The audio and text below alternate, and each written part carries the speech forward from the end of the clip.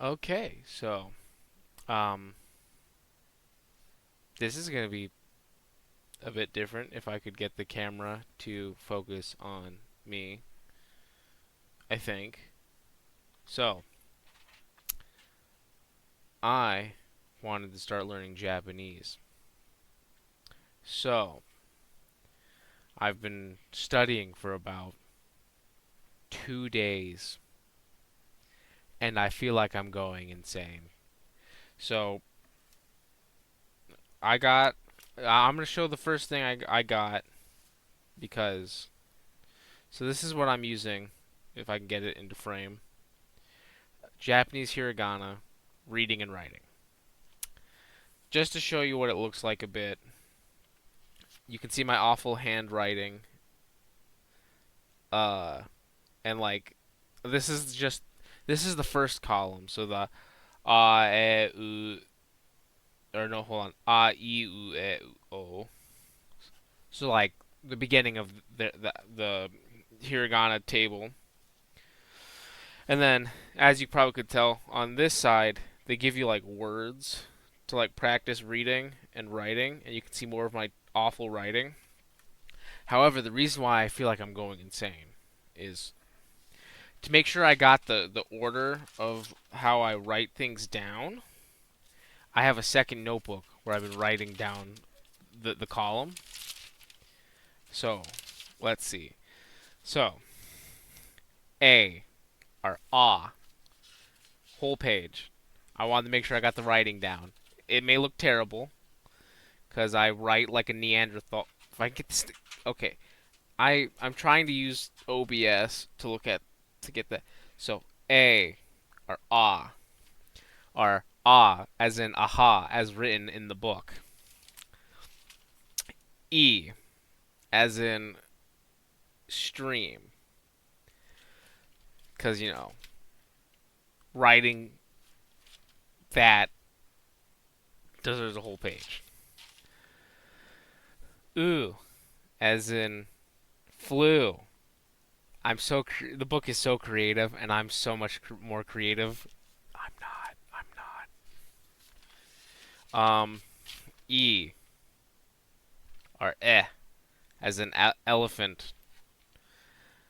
I keep messing up this one. I think I don't know. Does that does that look like good writing? Probably not.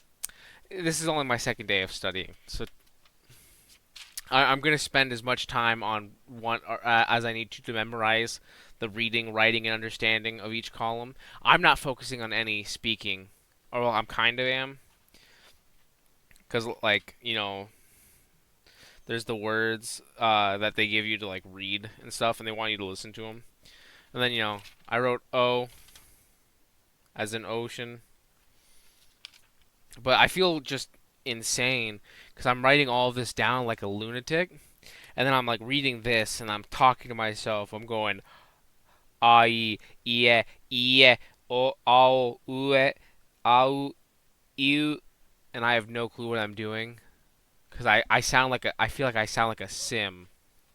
I think I am a sim. I'm gonna start speaking Simlish soon.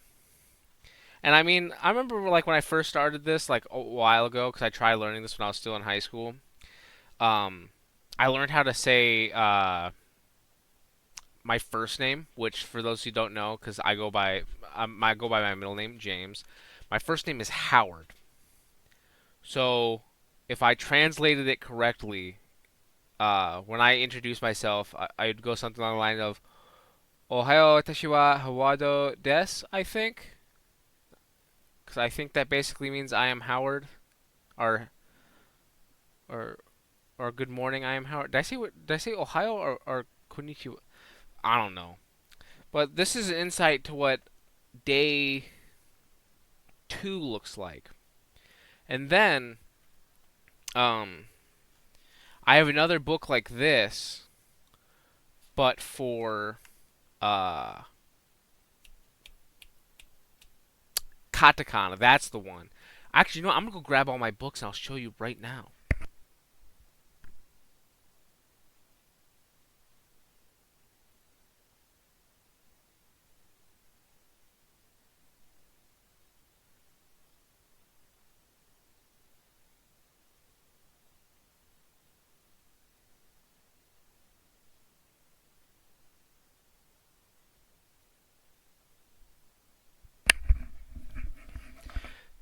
Don't mind my weird hair. I took a shower before, and this was just a spur of the moment. Okay, so I showed you the hiragana textbook that I have. This is probably I'm probably gonna cover. I'm probably gonna take like at least a few weeks, maybe a month, to learn hiragana, so I can read, write, and understand it. And then I'll probably take another month for katakana because when I was still in high school before I graduated, it took me 1 week for each of this, and then a third week to memorize it. But because I almost failed high school, I had to stop learning Japanese to focus on my grades. Um, so that was a thing. Where am I gonna put this? Oh no. You know what? I'm just gonna set it right there on my lap. So the next thing I got after that, which will probably take me even longer, because like I could probably take like a month for each of these, and then I would probably fully understand it. This is probably going to take me like at least multiple months. But I have a workbook for kanji and kana because I want to make sure that when I read and write and like and stuff, I actively understand. I think the best thing to do when learning Japanese is probably to start with just obviously the alphabet because like like when you think about it, like little kids when they're starting out, they learn the alphabet. Speaking comes next. Or well, they kind of learn how to speak and the alphabet at the same time because they're growing up and they're getting their comprehension skills and whatnot. But I found out as far as when I started learning a while ago and I started learning now, start off with the alphabet. Don't bother with speaking right away if you unless you're like really like wanting to go through it all. Start with reading, writing, and the alphabet, or more importantly, the alphabet, reading, and understanding, then writing. Or if you use these ones, these textbooks are by Tootle. I got these from Barnes and Noble. I spent $100 on all of this, but I like these because so far they have free online audio courses that you can look up, and they include the link in the book and they also have printable like extra sheets to practice more of your writing and stuff. I don't have a printer, which so I have a just a regular notebook. And then so I have the kana and katakana or the kanji and katakana. I can't speak. I'm trying to think of too many things. Workbooks. Um, and I think this big the kanji workbook is about $18. And then one of these like thin ones, like these ones are like $12. Like I said, you can get all of the books I'm about to show you for like $100 at Barnes and Noble. And maybe if you have like a discounter card or something, you could probably get them for cheaper. So, and then just to kind of go over everything once I learned hiragana, katakana, kanji, I got a what is it? This would be the fourth workbook, which is just reading, writing, and it goes over all four of them. Or no, all three. I don't think it includes Kana in this one. But there's this. So so far, I really like it. They really like the website really knows its stuff, and I mean, it's just nice. And then when I get to the speaking portion, I have another thick book. This one was about $20. Uh, Basic Japanese. Also, I got all these by Tootle because at least when the Barnes and Noble I went to, this was all they had, and I didn't know what to look up online, so I just went with these ones because these ones are made with more of English speakers in mind. So if you want to learn Japanese and you live near Barnes and Noble, I recommend these. So far, I haven't fully read this one. I've like started it a bit. I've kind of like paged through it mainly because like I said, focusing on the alphabet and like all that fun stuff first. Oh boy, that's a lot. And then the last thing I got, for more reading comprehension and kind of just like understanding, I got this, also by Tootle. If I don't cover it up, Japanese stories for language learners. And I like this one because they have both English and Japanese, obviously, because you're wanting to learn how to read in Japanese. So they should include the other thing because it helps. Because like if you can match the word with the other word and you know what they mean, then good on you. Those are the all the books that I bought. Oh, okay, so those are all the books I have.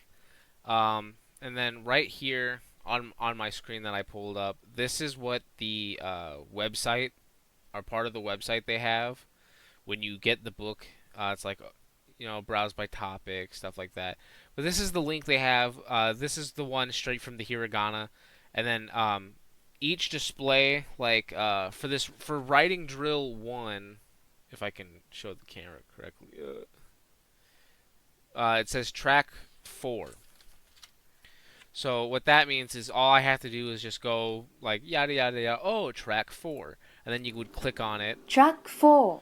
and then it will play the audio, I. and then you can, and then it's like, oh, as you hear it, write them down, repeat them, and I think it's pretty good. I like it. However, if this isn't exactly your style, or if you just don't have access to like this, another thing I highly recommend is that what is it? In this folder of mine, there is Tofogu's Ultimate Guide, and this is a pretty good free one. I mean, you could look up the guy like the website for these books. It's free. The audio logs are free, but they're obviously tailored towards these workbooks. Before I got these books, when I tried learning, I was using Tofugu, and they have this whole thing that goes through. This website even has free printable worksheets to help you learn, and they even have videos and pronunciations. And then I have this saved in some folders. I have it cut off because I have a few fan fiction tabs saved. But then they also have what I think is one of the coolest things ever. So, if there's a bug. So, I think this is one of the coolest things ever that they have. So, basically say that like me, you're just starting out or you're getting a refresher and you're learning. You can select which ones you want to learn or restudy. And then all you got to do is do this, and all you do is just type away. And as long as you get it right, you it'll turn green. If you get it wrong, it won't turn green. And then obviously you click test again. Dang these bugs. Anyways, but like main kana, and then it's like, oh, you got 100%. You can study again. You can click quiz again, which does the whole quiz. And then yeah, like that. If you skip it, it's then you go home, and they even have the Dakuten and the Kana as well. You can practice the katakana as well. They have this own section, and then they have all. Like you can practice everything. Now, I kind of wish you could practice both at the same time, but I don't think they have that option as of yet. I hope they do, but this is a pretty good free one. Obviously, there's like Duolingo, though I know a lot of people have issues with Duolingo. I don't use Duolingo because I don't like notifications every morning. Um, and then let me see if I can't pull it up. But there's another app called Bunpo. All right, so I have the app pulled up on my phone, and you'll see to or my my left, your right of the screen, what it looks like. So Bunpo originally was like just Japanese, but they do teach other languages. This is for free. You can sign up and you can pay for a subscription too if you really want to. But all you really need is just a phone and the ability to download the app. So when it comes to like certain things, like say like what level you are, you can pick like the most generic level. I'm on like I think the kindergartner level, which means that I get like the alphabet, learning words, how to talk to people, and I'll use hiragana for an example. So I've done column A or the A column, and I like it. So essentially, what it will do is it will run through little descriptions of each one, and you can kind of swipe left or right, and it's like, okay, here's the vowels, here's how they sound, and then I'll just exit out of this real quick and then restart it. If you already know what you're doing and you just want to use like the flashcard portion, you just click skip introduction, and then it's like A, and then it will even like pronounce the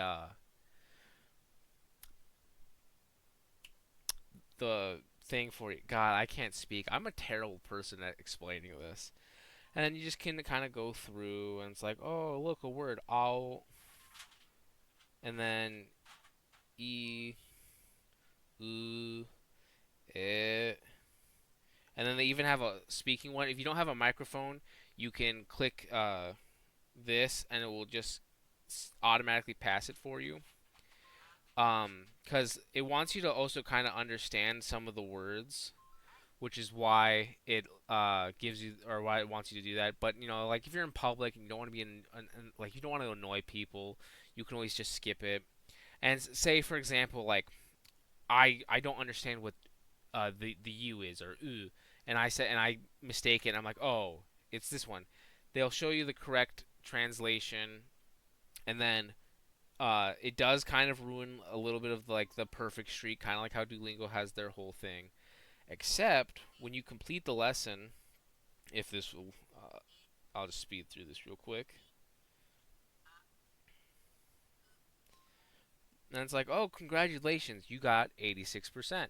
So you can click review error, and then it will continuously make you redo the error until you get 100%.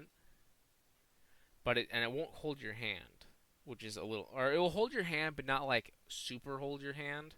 And if I remember correctly, I think there's an option somewhere to, I think, get rid of Romanji or something. I don't know. Anyways, that's one of my favorite apps that I like to use because I'm not the biggest fan of Duolingo. And that's kind of just what I've been up to in my spare time in between making videos. So, um, some news on future YouTube stuff going on. So, obviously, I kind of don't work on YouTube that much right now because I have a lot of stuff going on with work because work is boring and I have to pay bills. But I'm gonna try and get Hollow Knight out. I'm at a part in the game that's really annoying me because I'm bad at platforming. Um, and then if any of y'all like the Force video I did, I'll do more of that. And then if any of you like these videos or these like kind of like personal blog type videos where I just talk to you guys and like explain what I've been doing with learning Japanese and then showing what I've been using, I'll do more. But if you guys obviously don't like that, I won't bother. I won't bore you guys. But yeah, I hope you liked this little video. It's not going to be the longest video, but I thought it was pretty nice. So toodles. Have a good day, good night, and good morning if you're watching it that early, which if you are, kind of kind of feel sorry for you if the first thing you're seeing is my face. Anyways, bye bye.